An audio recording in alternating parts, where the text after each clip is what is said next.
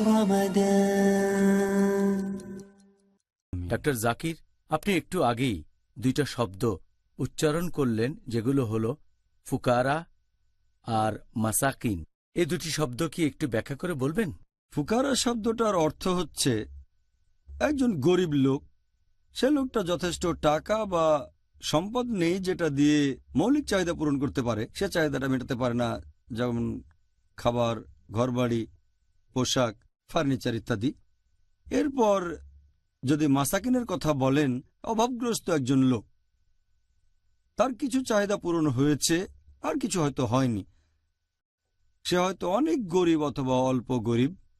মাসাকিনের বিভিন্ন ক্যাটাগরি আছে, যেমন ধরেন দিন আনে দিন খায় একজন লোক।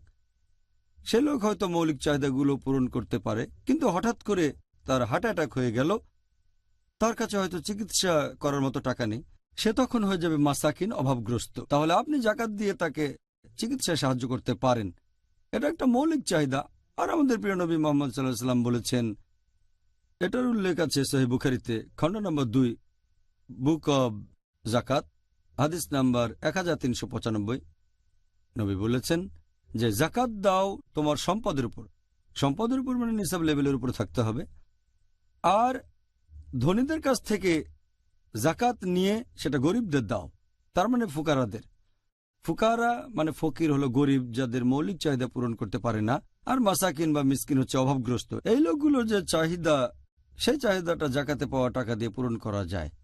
আচ্ছা,